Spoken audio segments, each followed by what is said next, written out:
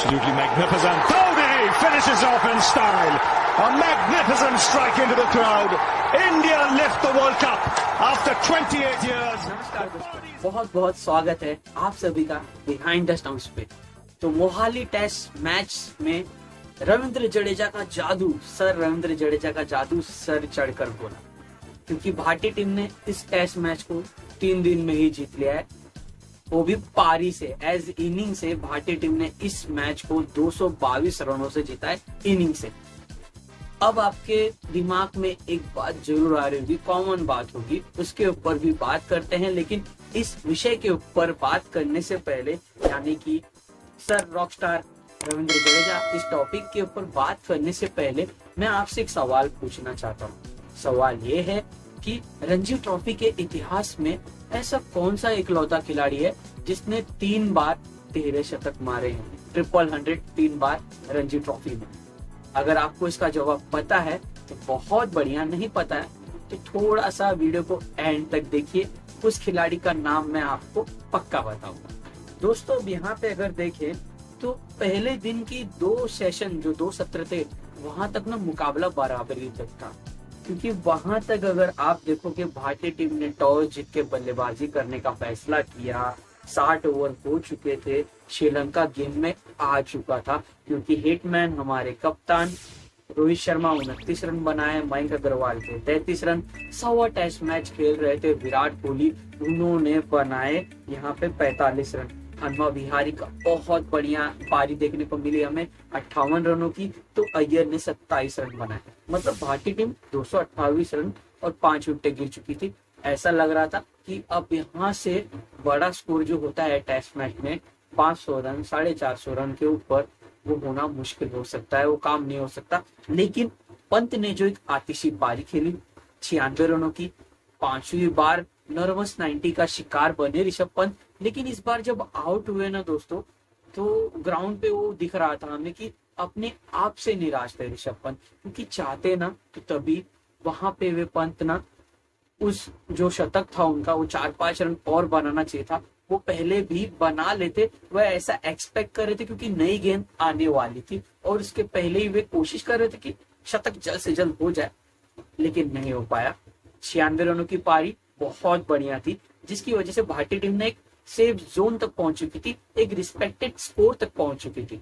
लेकिन उसके बाद अगर देखें वहां पे, तो पंत और जड्डू के बीच में एक 100 रनों की बढ़िया पार्टनरशिप, जिसकी वजह से हम यहाँ पे 320 के पार पहुंच चुके थे। लेकिन यहाँ से श्रीलंकाई टीम के लिए मुसीबत और बढ़ गई, क्योंकि रविचंद्रन अश्विन और सर जडेजा के बीच में एक और बहुत बढ़िया पार्टनरशिप, यानी कि नए दिन जब खेल शुरू हुआ, वहां पे दूसरे दिन भी वहां पे उन्हें विकेटें जल्दी लेनी चाहिए थी, वो विकेटें उन्हें वहां पे नहीं मिली, इसीलिए मैच वहीं पे घुमा। दूसरे दिन की पहली सत्र जो थी, वहां पे अगर जल्द से जल्द विकेट ले लेते तो शायद माहौल अभी कुछ और होता। लेकिन वहां पे विकेट ना गिरना, एक पार्टनरशिप बन जाना 130 रनों की, जिसमें अश्विन के 61 रन थे, जड्डू ने बहुत बढ़िया शतक जड़ा, फिर उसके बाद शमी ने थोड़ा सा साथ निभाया तो 150 के पार पहुंच गए। 175 रन पे नाबाद थे, कप्तान ने बुला लिया, यानी कि पारी घोषित,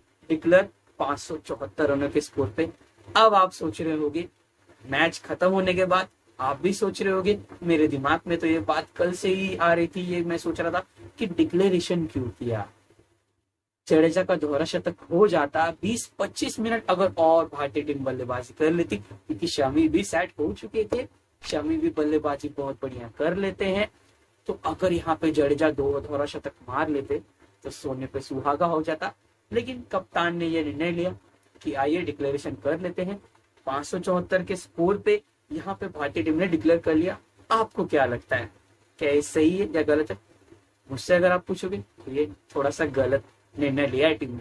अब जब श्रीलंका की बल्लेबाजी आई तो यार, जो एक यहाँ पे मैं बताऊं, 174 रन श्रीलंका बना पाई।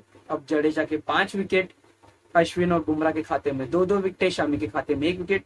अब यहाँ पे देखिए, जब 400 रनों की बढ़त मिल गई तो फॉलो ऑन जो था वो भारतीय टीम ने श्रीलंका पे चढ़ा दिया, यानी श्रीलंका को फिर से बल्लेबाजी करने के लिए बुलाया। अब श्रीलंका फिर से बल्लेबाजी करने के लिए आई आज ही, तो तीसरे दिन के खेल में यहाँ पे श्रीलंका ने कल आज अपने 6 विकेट और गवा दिए, फिर उसके बाद वापस बल्लेबाजी करने के आई तो आज के दिन पूरे दिन श्रीलंका ऑल आउट हो गई, बल्लेबाजी ही नहीं कर पाई। यानी कि भारतीय टीम ने इस मैच को इनिंग से 222 रनों से जीत लिया। दूसरी पारी में आप देखोगे तो अश्विन ने 4 विकेट ली, जडेजा ने 4 विकेट ली, शमी के खाते में 2 विकेट।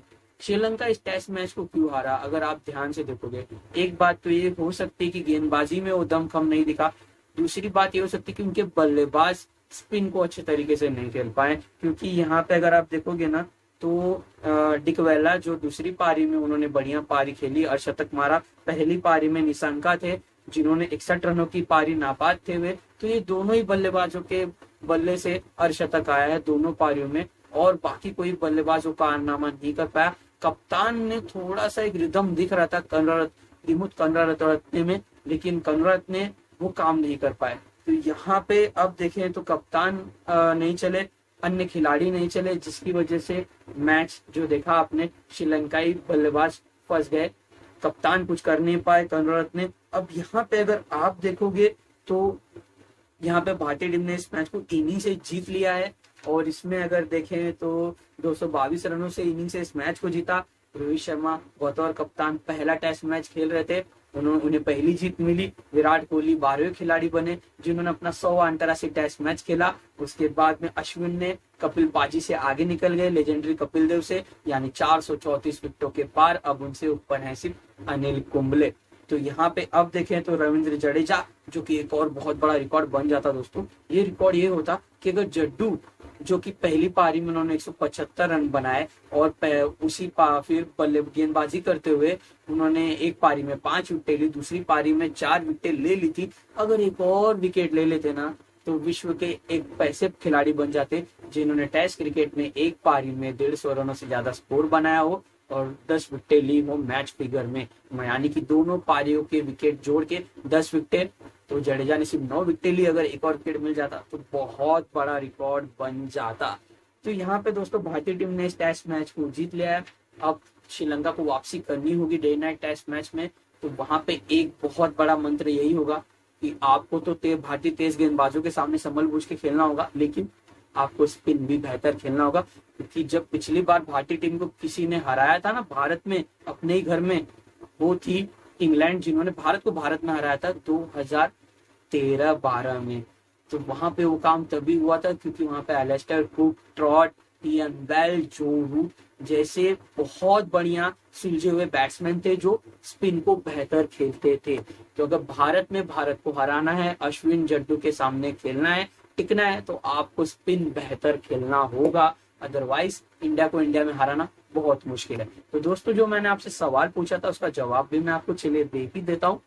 वो जवाब ये है कि फर्स्ट क्लास यानी रणजी ट्रॉफी के इतिहास में 13 शतक मारने वाले, 3 बार उन्होंने 13 शतक मारा है, वो खिलाड़ी हैं रॉक स्टार रविंद्र जडेजा। जी हाँ, जिसके ऊपर आज मैंने वीडियो बनाया, जवाब भी यही है, उन्होंने रणजी ट्रॉफी के इतिहास में 3 बार 13 शतक मारे हैं।